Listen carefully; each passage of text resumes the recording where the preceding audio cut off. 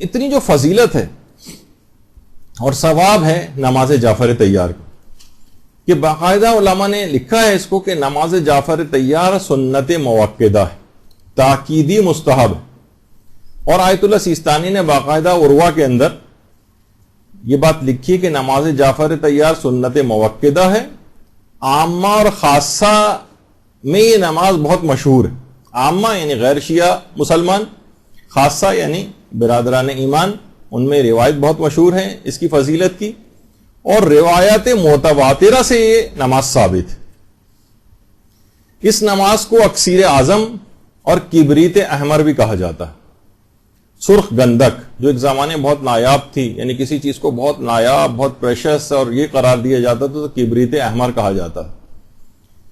تو وہ اس کو کہا جاتا ہے۔ اور یہ نماز آخر کون کون سے ایسے کام ہیں جن کے لیے خصوصیت کے ساتھ تعلیم کیا گیا، بہت زیادہ سفارش کی گئی۔ دیکھیے پہلے تو آپ ہر کام، ہر جائز کام اس کے لیے نماز جعفر طیار ہر جائز حاجت کے لیے پڑھ سکتی، عام ہو کام اس کے لیے بھی، اور پیچیدہ کوئی اور مشکل کام ہو اس کے لیے بھی۔ آیت اللہ بہجت سے بھی یہ بات پوچھی گئی تھی کہ سخت اور پیچیدہ مشکلات کو کیسے حل کرنا چاہیے۔ آیت اللہ بہجت نے جواب دیا تھا کہ نماز جعفر طیار کو تسلسل کے ساتھ پڑھیں اور ناغہ نہ کریں، اللہ آپ کو مشکلات کے مقابلے میں کامیابی عطا کرے گا۔ تو نماز جعفر طیار اس اعتبار سے کہ ہر پیچیدہ سے پیچیدہ، مشکل سے مشکل کام کے لیے بھی نماز جعفر طیار ہے، اور عام کاموں کے لیے بھی ظاہر حاجت انسان کی ہوتی، بہت زیادہ حاجت ایسی نہ ہو لیکن ہوتی ہے، اس کے لیے بھی انسان اس نماز کو پڑھ سکتا ہے۔ اور اس کے علاوہ وسعت رزق کے لیے، کسی کو مالی پریشانی ہو، مالی تنگی ہو، اس کے لیے بھی یہ نماز ہے۔ اور شادی میں صورت کے لیے، یعنی بہت جلد اگر کوئی شخص چاہے کہ وہ اس رشتے ازدواج کے اندر بن جائے تو وہ نماز جعفر طیار پڑھے۔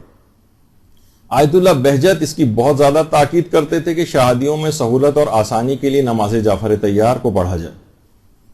اور خاص طور پر ایک عمل اور ایسا ہے جو آیت اللہ صادق روحانی نے بھی بتایا ہے، بیچ میں ضمناً آ گیا، اس میں بھی نماز جعفر طیار کیونکہ آ رہی ہے، فرماتے ہیں 40 روز تک اگر نماز جعفر طیار پڑھی جائے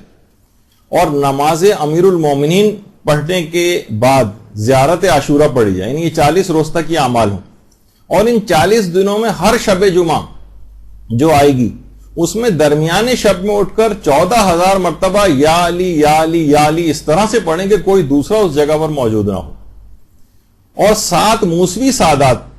کو کچھ رقم ہدیے کے طور پر دیں، اور اگر وہ نہ مل سکیں تو 7 دیگر سادات کرام کو بھی ہدیہ کیا جا سکتا ہے۔ اور وہ فرماتے ہیں کہ ان اعمال کو انجام دینے کے بعد سارا ثواب روح حضرت زینب سلام اللہ علیہ کو ہدیہ کریں۔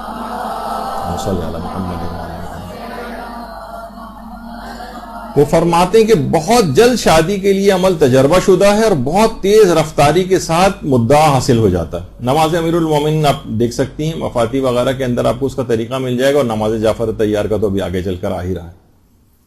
تو یہ بہت مجرب ہے، اس میں 40 روز تک نماز جعفر طیار، بہت تیز رفتاری کے ساتھ اگر اس مدعا کو حاصل کرنا ہے تو انشاءاللہ بہترین رشتے آتے ہیں جن لوگوں نے اس کو تجربہ کیا ہے، اور بڑے بڑے علماء اور مراجع اس کی تاکید کرتے ہیں۔ تو آیت اللہ صادق روحانی کا، اور اس کے علاوہ ایک سورہ احزاب کا بھی عمل ہے، بیچ میں بات آ رہی ہے تو پیغمبر نے باقاعدہ تفسیر مجموع البیان میں جو 4 جلد میں بات روایت آئی ہے کہ جو اس سورہ احزاب کو ہرن کی کھال پر لکھ کر وہ اویلیبل نہ ہو تو عام کاغذ پر بھی لکھی جا سکتی، تنگ منہ کی بوتل میں رکھ کر گھر میں رکھے تو اللہ کے حکم سے اس کی بہنوں، بیٹیوں اور دیگر رشتہ داروں کی شادی کے لیے اچھے رشتے آئیں گے، خواہ وہ انسان غریب ہی کیوں نہ ہو۔ باقاعدہ روایت میں یہ بھی ہے۔ اور اس کے علاوہ سورہ طٰہٰ کے سلسلے میں بھی بات آئی ہے کہ ہمارے چھٹے امام جعفر صادق علیہ الصلوۃ والسلام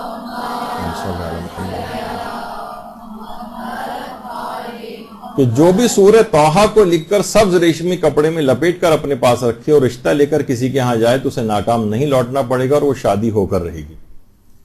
تو بہت یہ چیزیں ایسی ہیں، دیکھیں آج کل لوگوں کے اعتقادات ختم ہو گئے ہیں، لوگوں کو یہ باتیں بتائی جائیں۔ اب دیکھیں سوشل میڈیا پہ کبھی حدیثیں آتی ہیں، کبھی ہمارے پلیٹ فارم مدرسے سے ہوتی ہیں،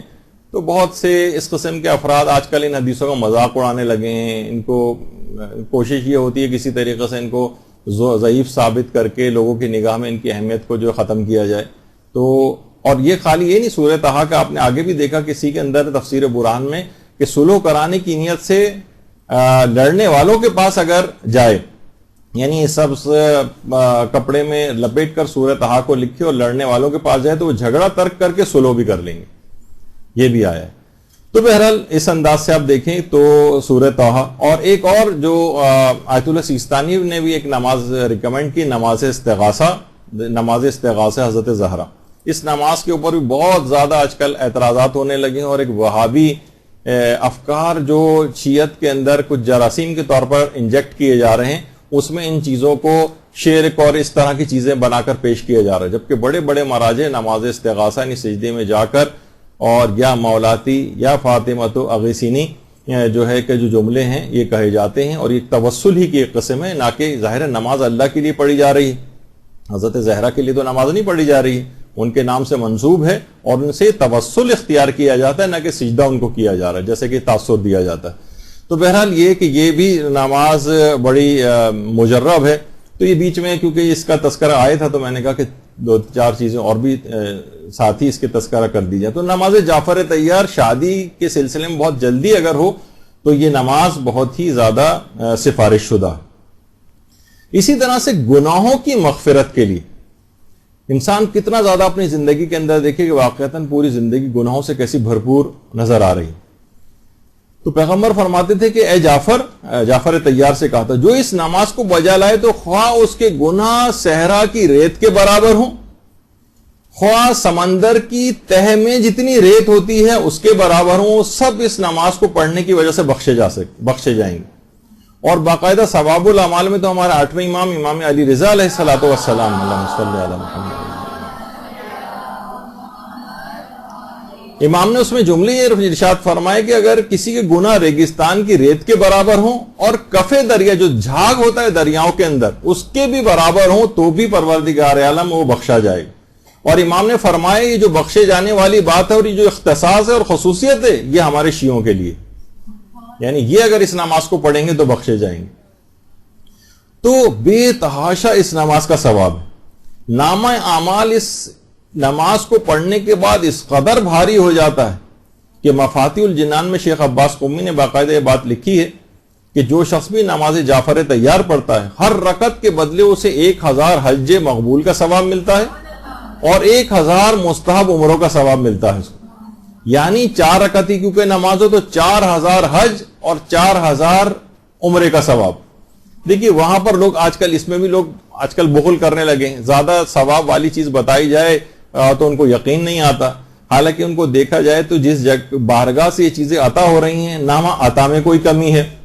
نہ وہاں پر بخل ہے اور نہ خزانے میں کمی ہونے کا کوئی خدشہ ہے. تو وہ بے تحاشا ثواب اس نماز کے ذریعے اپنے بندوں کو عطا کرنا چاہتا ہے. تو اس کے علاوہ حاجت براری کے لیے, حاجت کے لیے کوئی سی بھی, ہمارے چھٹے امام نے اس کی بڑی تاکید کی ہے, اور باقاعدہ مصباح المتحجد جو شیخ توسی کی کتاب ہے اس میں ہمارے چھٹے امام نے باقاعدہ ایک طریقہ کار اس نماز کو پڑھنے کا بتایا ہے کہ 3 دن تک روزہ رکھے, بدھ جمعرات اور جمعہ. اور بدھ جمعرات جمعہ تو روزہ رکھے گا, لیکن جو شب جمعہ آئے گی اس دوران تو 10 مسکینوں کو ایک مد یعنی 3 پاؤ غلہ, یعنی آٹا ہی چلیں آٹا چاول وغیرہ 3 پاؤ شب جمعہ 10 مسکینوں کو دے. اور پھر جب روزے جمعہ آئے تو اس میں وہ غسل کرے, اور اگر ممکن ہو تو کسی میدان میں کھلی جگہ پر, روایت میں تو خیر ریگستان کا لفظ آیا, اگر وہ ممکن نہیں ہوتا تو کھلی جگہ پہ جائے, اور نہیں اگر کوئی شخص جیسے خواتین نہیں جا سکتی تو اپنے گھر میں ہی جو ہے وہ نماز جعفر طیار پڑھے. یعنی امام نے فرمایا کہ اس کے بعد نماز جعفر طیار پڑھے, اور پھر ایک دعا ہے یا من اظہر الجمیل, وہ آپ کتابوں کے اندر دیکھ سکتی ہیں, وہ اس کو پڑھے. تو اس نماز کے اس طریقے کار کو تو اگر کوئی شخص بہت ہی سخت مشکل اور حاجت کے اندر ہے تو اس طریقے سے، یعنی کوئی حاجت واقعتاً اسے قبول کروانی ہے، بہت ہی اہم حاجت ہے، تو نماز جعفر تیار پڑھنے کے بہت سے طریقے بیان ہوئے. ان میں ایک طریقہ مصباح المتحجد میں شیخ طوسی نے چھٹے امام سے یہ بھی نقل کیا. تو اس طریقہ کار کو روزہ رکھے، پھر شب جمعہ جو ہے وہ 10 مسکینوں کو غلہ پہنچائے، پھر روز جمعہ جو ہے غسل کرے، اور اس کے بعد ممکن ہو تو باہر نکل کر، ورنہ گھر میں ہی نماز جعفر تیار پڑھے. اس کے بعد ایک خاص دعا یا من نظر الجمیل، وہ کتابوں میں دیکھ سکتی ہیں آپ، وہ پڑھے، اور اس کے بعد وہ دیکھے کس طرح سے اس کی یہ حاجت قبول ہوتی. تو واقعتاً بہترین نماز ہے حاجت کے لیے. اکثیر اعظم ایک، یعنی ہر، جسے کہا جاتا ہے نا کہ ہر مرض کی دوا، وہ جو ہے نماز جعفر تیار. اور یہ بھی ہے اگلا اس کا فائدہ کہ بے نمازی کو نمازی بنانے کے لیے بڑی مجرب. آج کل لوگ کتنا زیادہ تنگ ہوتے ہیں، بار بار مائیں پوچھ رہی ہوتی ہیں، والدین پوچھ رہے ہوتے ہیں کہ ہم کیا کریں، اولاد نماز کے لیے قائل نہیں ہوتی ہے. اس میں خیر بہت ساری وجوہات تربیت کے حوالے سے بھی کمیاں اور خرابیاں ہیں، اور اس کے لیے الگ یہاں پر دروس بھی ہو چکے ہیں، کتابیں بھی اس کے سلسلے میں موجود ہیں. لیکن بے نمازی کو نمازی بنانے کے لیے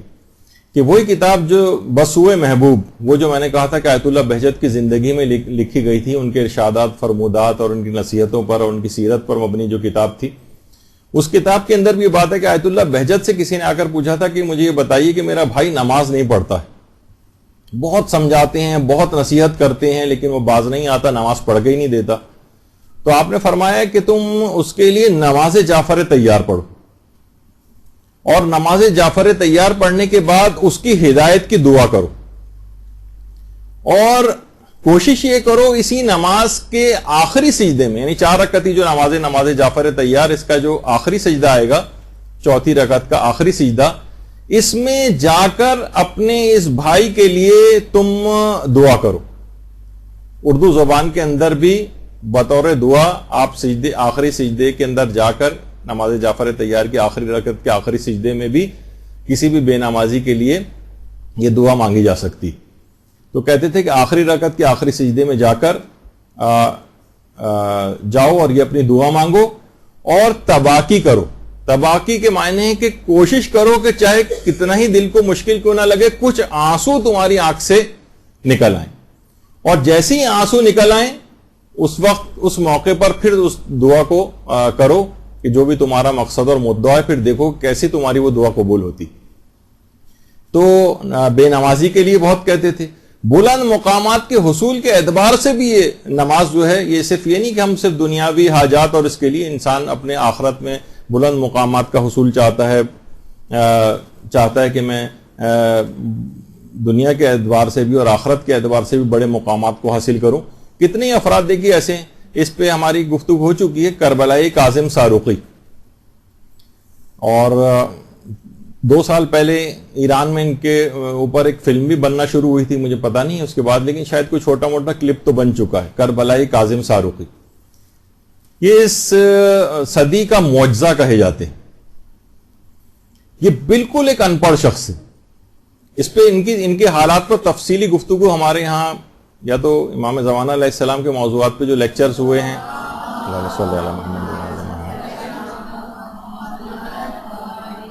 یہ شب قدر کی کوئی گفتگو ہوئی، اس میں کافی تفصیل کے ساتھ ان کے حالات آئے تھے. یہ بالکل ان پڑھ تھے، اور ایک رات کے اندر حافظ قرآن ہو گئے تھے، اور بڑے بڑے علماء اور بڑے بڑے مجتہدین نے ان کا امتحان لیا تھا، بڑے بڑے علماء اور مجتہدین، اور حیران رہ گئے تھے کہ جس طرح سے چاہیں قرآن میں ان سے جو چیز چاہیں پوچھ سکتے ہیں، حتیٰ کہ حروف تہجی کی شناخت تک نہیں کرتے تھے اس سے پہلے، اور ایک رات کے اندر ایسے حافظ قرآن ہو گئے تھے. آغا ری شاہری، انہوں نے باقاعدہ کربلائی کاظم کے نام سے پوری کتاب بھی لکھی ہے ان کے موضوع پر، اور جو مختصراً بتا رہا ہوں کیونکہ تفصیل تو آ چکی ہے، کہ اپنے والد کو کہتے تھے آپ خمس دیں. ان کے ساتھ ہی کھیتی باڑی وغیرہ کیا کرتے تھے، پڑھے لکھے تو تھے نہیں، تو اور کہتے تھے کہ امام کا کوئی حق جو ہے اپنے میں ذمے لے کر جانا نہیں چاہتا، اور وہ ان کے والد خمس نہیں دیتے تھے. ان کو بہت تکلیف ہوتی تھی. اسی زمانے میں ایک مبلغ جو ہے ساروق آئے تھے, ساروقی اسی اعتبار سے ان کو کہا جاتا ہے, اور اس نے آ کر باقاعدہ اس مبلغ نے ایک تقریر کی کہ کوئی شخص خمس نہ دے تو مال پہ خمس نہ نکالے تو اس کی غذا بھی حرام ہو جاتی ہے, لباس پر خمس نہ نکالے تو اس کی نماز بھی ٹھیک نہیں ہوتی ہے اس کے اندر. والد کے پاس یہ آئے, کہا کہ ہمیں خمس نکالنا چاہیے, والد تیار نہیں ہوتے تھے, تو یہ والد کو چھوڑ کر دوسرے شہر چلے گئے. کچھ عرصے تک وہاں پر رہے, لیکن والد نے پھر پیغام بھیجا کہ اچھا میں تیار ہوں. دیکھیے بعض اوقات ہوتا ہے نا, گناہوں کے مقابلے میں سٹینڈ لینا ہوتا ہے. ہمارے ساتھ یہ ہوتا ہے کہ ہم تھوڑا سا اگر کچھ آواز نکالتے بھی ہیں تو دوسری طرف سے اگر ایک ذرا سا بھی اسٹرانگ ریئیکشن آتا ہے تو ہم 2 قدم اور پیچھے ہو جاتے ہیں. یعنی اتنے کمزور طریقے سے گناہوں کے مقابلے میں آتے ہیں کہ ہمیشہ وہ دوسرا جو ہے وہ چاہتا ہی چلا جاتا ہے, گناہ گار بھی جو ہوتا ہے. مقابلہ کیا جاتا ہے, تو انہوں نے مقابلہ کیا, کہا کہ نہیں میں جب تک نہیں آؤں گا جب تک آپ یقین دہانی نہیں کرائیں گے. بہرحال والد ان کو یقین دہانی کرا کے واپس گاؤں لے گئے. جب والد نے دیکھا یہ آئی گئے ہیں تو سوچیں گے شاید ابھی اپنے تئیں انہوں نے سوچا کہ اب سدھر گیا ہوگا, ابھی خمس کے متعلق اصرار نہیں کرے گا, لیکن انہوں نے دیکھا کہ والد پھر خمس نہیں نکال رہے ہیں, تو یہ والد سے الگ ہو کے کہ ایک امامزادے وہاں پر تھے, ان کا روضہ تھا, یہ وہاں پر گئے. بہت مختصر کر کے میں بتا رہا ہوں. تو اور وہاں روتے روتے تھوڑی سی ان کی جس طریقے سے آنکھ سی لگ جاتی ہے, تو اچانک سے انہوں نے دیکھا کہ تھوڑی دیر بعد ہی ان کی جب آنکھ کھلی تو دیکھا کہ نورانی شخصیت وہاں پر موجود ہے. اللہم صلی علی محمد.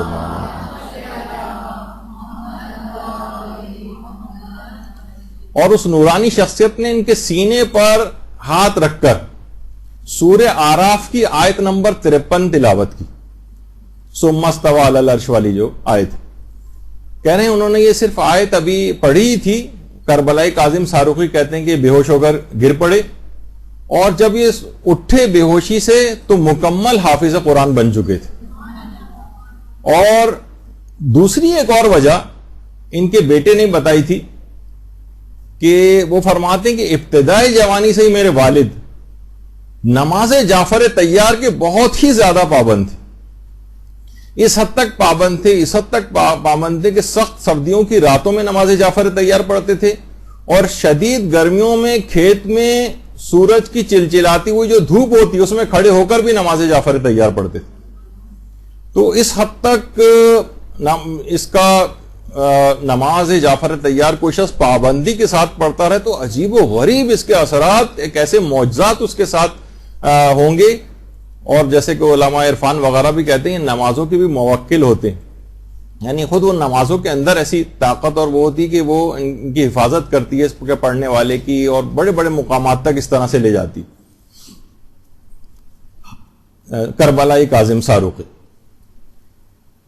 تو اس کے بعد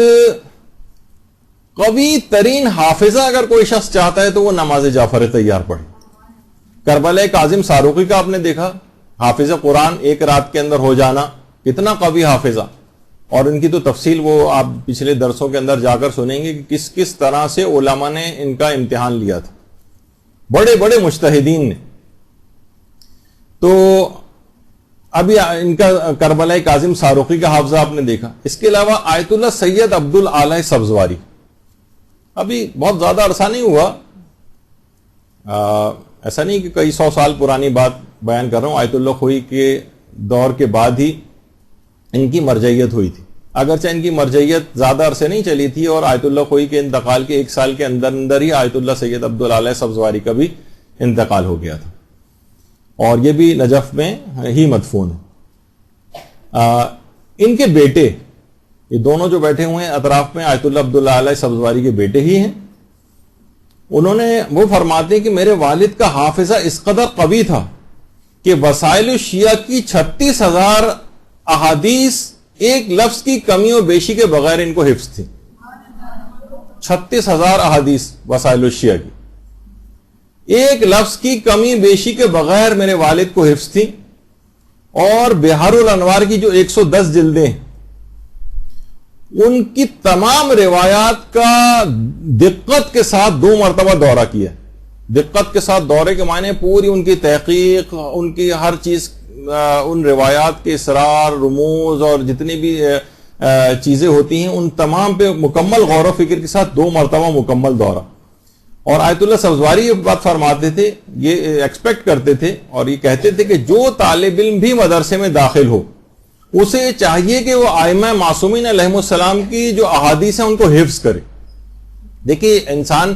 جب بھی کسی گناہ کے مقابلے میں یا کوئی اس کو مشکل پیش آتی ہے تو اس کو جب ائمہ کی احادیث یاد ہوں گی نا تو موقع پر اس کو یاد آئیں گی, وہ ان احادیث کو یاد کر کے رک جائے گا.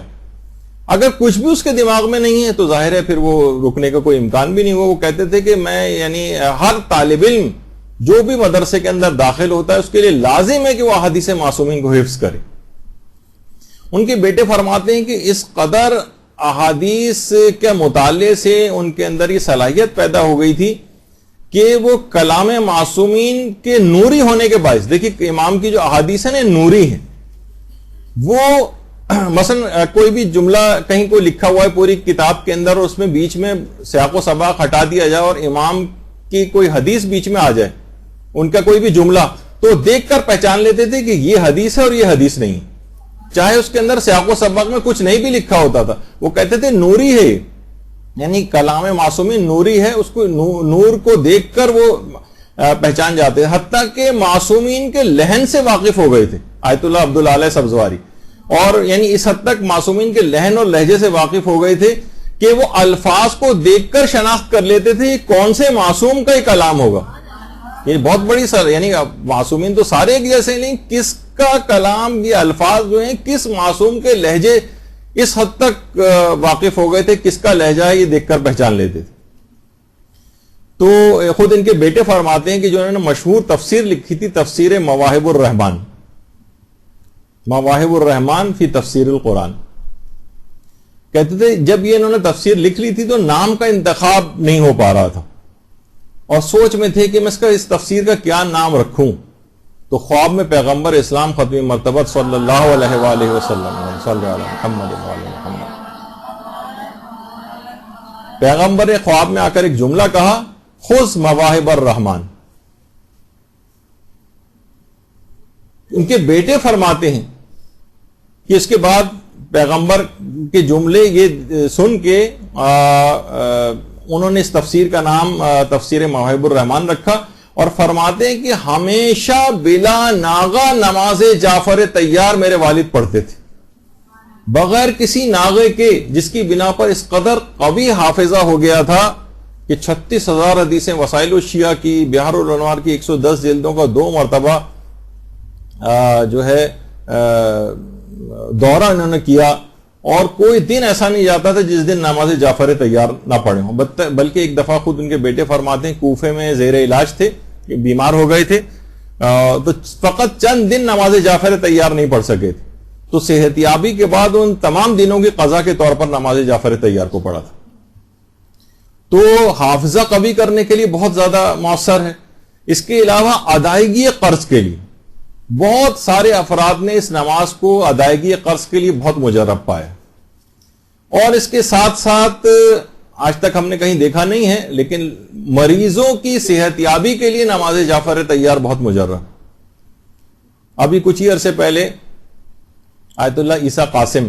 بحرین کے جو مجاہد عالم دین ہیں وہ بیمار پڑ گئے تھے, تو باقاعدہ بحرین کی مسجد میں کیونکہ صاحبان ایمان اس سے واقف تھے تو لوگوں نے نماز جعفر طیار باقاعدہ ان کی صحت یابی کے لیے پڑھی تھی. تو بہرحال اور شدید ترین مشکلات کے جو دور آتے ہیں خاص طور پر قیدیوں کی رہائی کے لیے, دیکھیں کتنے بھی آج بھی مسنگ پرسن, کتنے نوجوان ہمارے جو ہیں مومنین جو ہیں وہ غائب ہیں اور ان کا کچھ پتہ نہیں چل رہا ہے. تو قیدیوں کی رہائی کے اعتبار سے بھی نماز بہت مجرب ہے, بلکہ یہاں تک ملتا ہے کہ انقلاب ایران کے جب ابتدائی دن تھے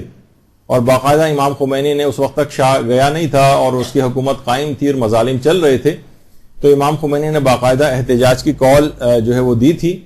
اور بادشاہ کے ظلم کے خلاف ایک اپیل کی تھی لوگوں سے کہ اس دن احتجاج کے طور پر اپنے دکانیں اور کاروبار کو بند رکھا جائے. تو آقا کرمی اس زمانے میں ہوتے تھے کہ جو کہ امام خمینی کے جتنے بھی پیغامات ہوتے تھے اور احکامات ہوتے تھے وہ آقا کرمی کے تھرو لوگوں تک پہنچتے تھے.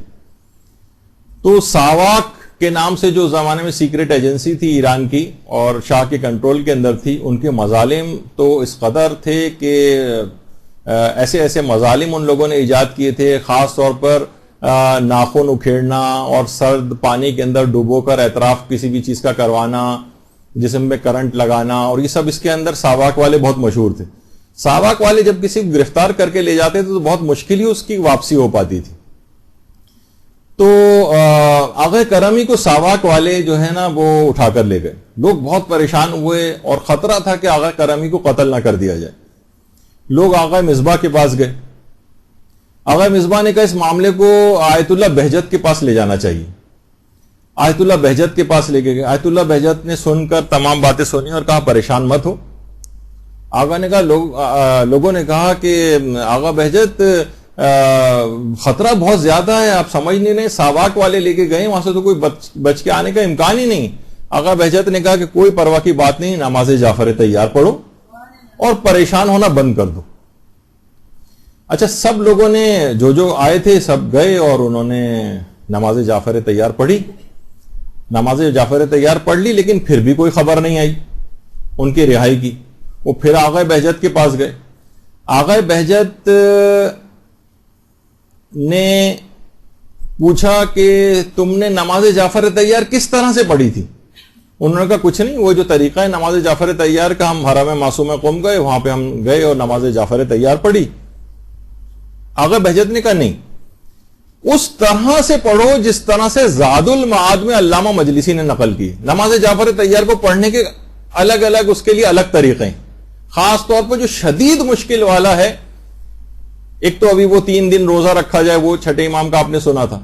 ایک زاد المعاد علامہ مجلسی میں ایک طریقہ اور الگ سے بھی بیان ہوا ہے، کہا کہ نہیں اس طریقے سے پڑھو، وہ بھی آگے چل کے آنے والا ہے۔ تو لوگوں نے کہا ٹھیک ہے، اس طرح سے بھی پڑھ لی، اور اس کے بعد آغا بہجت کے پاس گئے۔ آغا بہجت نے کہا کیا ہوا، آغا کرمی آزاد ہو گئے؟ لوگوں نے کہا نہیں، ابھی تک تو ہمیں کوئی اطلاع نہیں آئی، کیونکہ ان کو جو ہے وہ اصفہان لے جایا گیا تھا، ہمیں اصفہان سے کوئی اطلاع نہیں کہ انہیں چھوڑا گیا یا نہیں چھوڑا گیا۔ تو بہرحال کہا کہ نہیں، جاؤ جا کر پتہ کرو۔ ان کے بیٹے پھر اصفہان گئے جہاں پر آغا کرمی قید تھے، تو ان کے بیٹے نے کہا جب میں وہاں پر گیا تو ساواک والے بہت عزت و احترام سے ان کے بیٹے سے ملے اور کہا ہم بہت معذرت چاہتے ہیں، ہم آپ کے والد کو غلط اٹھا کر لے آئے، آپ انہیں جہاں لے جانا چاہتے ہیں لے جائیے۔ درود بھیجیے محمد علیہ محمد صلی اللہ علیہ وسلم۔ اتنے ظلم کرتے تھے ساواک والے کی یقینی موت، یعنی ان وہ درندہ صفت افراد وہ معذرت کر رہے ہیں، معذرت کر رہے ہیں، عزت و احترام سے پیش آ رہے ہیں اور کہہ رہے ہیں لے جائیے، یعنی نماز جعفر تیار کا معجزہ تھا۔ تو اس طرح سے یہ ابھی اس کا بھی طریقہ آ رہا ہے کہ زاد المعاد میں علامہ مجلسی نے کیا۔ اسی طرح سے ہر حاجت کے لیے، ہر کام کے لیے آپ پڑھ سکتے ہیں، حتیٰ کہ یہی آیت اللہ عبداللہ سزواری، ان کا بھی تھوڑی دیر پہلے ذکر ہوا تھا، یہ بھی اس نماز کے عجیب و غریب اثرات کے بہت معتقد تھے۔ فرماتے تھے کہ خود ایک سال میں جب حج پر گیا تو ایک تھیلی میرے پاس تھی جس میں سارے پاسپورٹ، کاغذات اور نقدی وغیرہ تھی، تو رستے میں کہیں وہ گر گئی۔ حاجیوں کے ساتھ اکثر ایسا ہوتا ہے، رستے میں کہیں گر گئی۔ مجھے احساس ہو گیا کہ وہ تو اب میرے پاس نہیں ہے، تو بجائے ادھر ادھر تھوڑا سا انہوں نے دیکھا، لیکن ظاہر ہے حج کے موقع پہ کہاں کوئی چیز اس طرح سے نظر آتی، کہنا میں سیدھا بیت الحرام گیا، خانہ کعبہ گیا اور وہاں جاتے ہی نماز جعفر تیار شروع کر دی، اور نماز جعفر تیار کے بعد میں دعا مانگ رہا تھا کہ میری چیزیں مل جائیں، ابھی دعا ختم ہی ہوئی تھی کہ ایک انتہائی حسین جوان میرے سامنے نمودار ہو۔ اللہم صلی علی محمد و علی محمد، اور میرا نام لے کے مخاطب کر کے کہا سید عبدالعالی، یہ دیکھو یہ رہی تمہاری تھیلی۔ کہنے میں نے اس کے ہاتھ سے تھیلی لے کے اپنے سامان دیکھنے میں متوجہ ہوا، اور اس کے بعد جب میں نے آنکھ اٹھا کے دیکھا تو وہاں پر کوئی نوجوان نہیں تھا۔ تو خود بتاتے ہیں کہ ایسے ایسے طریقہ کار سے، یعنی کسی بھی اس مقصد اور حاجت کے لیے کوئی چیز کھو جائے، یعنی کوئی جیسے کہا نا اکسیر اعظم ہے، ہر چیز کے لیے استعمال کیا جا سکتا ہے اس نماز کو، ایسی مجرب نماز۔ تو وہ طریقہ جو علامہ مجلسی نے زاد المعاد میں لکھا ہے، وہ اصلاً ہمارے چھٹے امام امام جعفر صادق علیہ الصلوۃ والسلام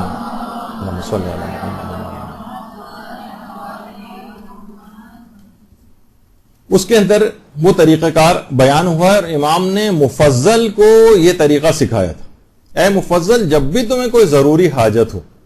تمہیں چاہیے کہ تم نماز جعفر تیار پڑھو اور جو بھی تمہاری حاجت ہے اس کی تم دعا مانگو، انشاءاللہ وہ تمہاری حاجت پوری ہوگی. اور اس دعا کو کرنے کے بعد اپنے ہاتھوں کو بلند کرو. اور پھر ایک خاص طریقہ امام نے بتایا، یہ والا طریقہ انہوں نے کہا تھا کہ تم نے کیا آغا کرمی کے لیے نماز جعفر تیار زاد المعاد کے طریقے سے پڑھی، اب وہ طریقہ آ رہا ہے. نماز جعفر تیار پڑھی، حاجت کے لیے دعا مانگی، جو بھی آپ کی حاجت ہے، اب ہاتھوں کو بلند کریں. اور اس کے بعد امام نے فرمایا ہاتھوں کو بلند کرو اور یا رب یا رب یا رب اتنا کہو کہ سانس ٹوٹ جائے، یعنی ایک سانس میں یا رب پڑھو. پھر اس کے بعد یا ربا ہو یا ربا ہو یا ربا ہو اتنا پڑھو کہ سانس ٹوٹ جائے. پھر اس کے بعد یا رب یا رب یا رب اتنا پڑھو کہ سانس ٹوٹ جائے.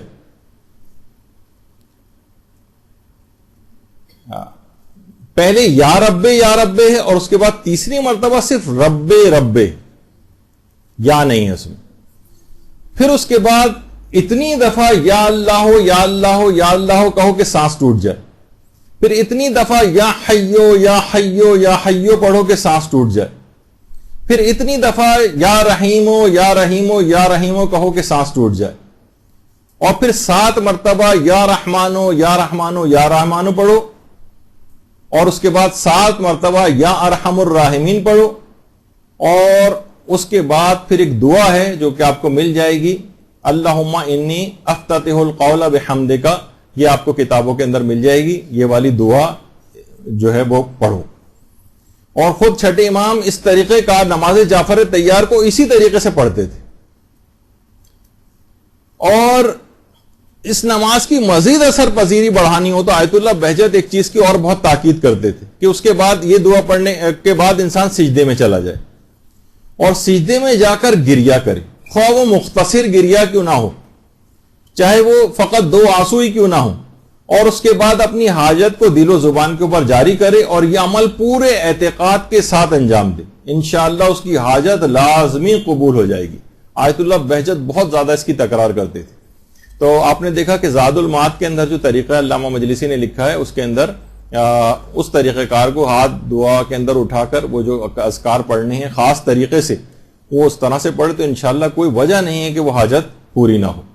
برحمتك يا أرحم الراحمين وصلى الله على محمد وآله الطاهرين.